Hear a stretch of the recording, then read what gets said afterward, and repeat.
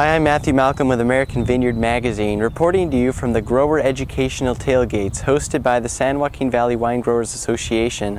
This is a 3-day event where several seminars with PCA credits are provided in different locations in the Central Valley. One of the speakers, Jack Passarella, addressed growers on the importance of following current heat stress regulations related to farm workers. Now, I'm not saying that that's not acceptable shade. What's not acceptable is the fact they're sitting on the ground.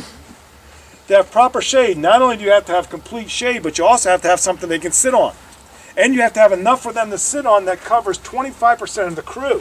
The topic of discussion today was heat illness and what to do to prevent people from getting sick in the field. There's a number of things that are required by law that you need to do specific to making sure that our employees out in the fields don't get ill because of heat. With the high temperatures that we're already seeing this year, and of course that we'll have throughout the rest of the season, it's very important that we are prepared for the heat as it comes and that we have what's necessary.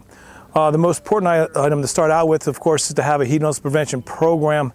If you don't have a program, you could go to the Cal OSHA website, click on the e-tools, and there's a program in there for you. You're required to have a written program that has a number of components in it. As part of those components include a number of things that Cal OSHA will look for if they come out there, but more importantly on how you can make sure things are done properly. The key element to me, of course, is that you have employee training. Your supervisors are the main people that need to make sure that the heat illness program is working out in the field. But you need to make sure that we have a program that is written, that they have available copy in the field.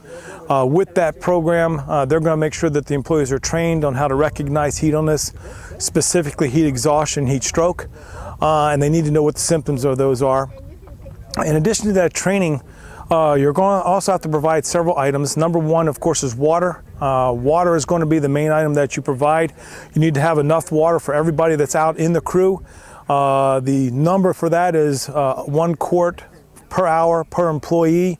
Of course, we cannot have a tanker truck out there, so it'd be very important that you have replenish procedures set up so that your jugs are always full or at least close to full.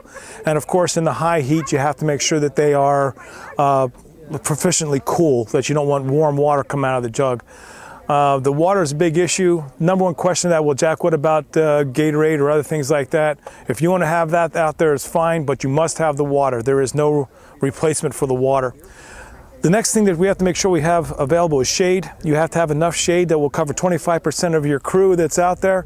It's very important that you have enough of that so someone can get the cool down or the rest period that they need. The employees cannot sit on the ground. They have to have something they can sit on, whether it be buckets, chairs, or some type of a tarp or something on the ground to take care of that. But the employees cannot have their rest down, or should I say their recovery period or their rest period sitting on the ground under the shade. So you need to make sure you have enough seats for the 25% requirement. The shade should go up immediately in the daytime. Of course, all these requirements start at 85 degrees, but it is my suggestion, best practice, is that you put the shade up immediately in a place that's close to the employees. It should be within a quarter mile, less, better, and then of course within 5 minutes or less also.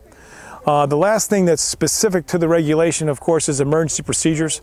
You must have procedures established on how you can get emergency services out to the field. It can't be just call 911 and say, hey, we got somebody out here and we're in trouble.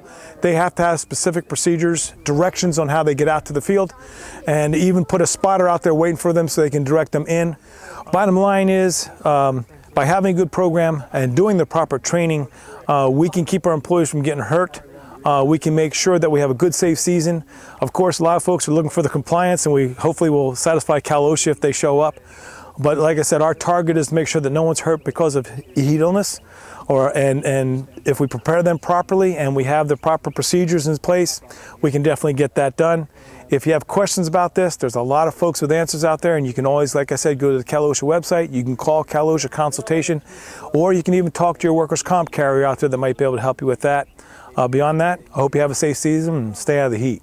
Thanks, Jack. It's already getting hot out here, so let's be sure to comply with these regulations for the safety of our employees and to avoid getting fined. Those that wish to view the whole presentation can attend today's seminar again this week at Dougherty Friends Day on May 2nd in Houston, California. I'm Matthew Malcolm, CaliforniaAgNet.com.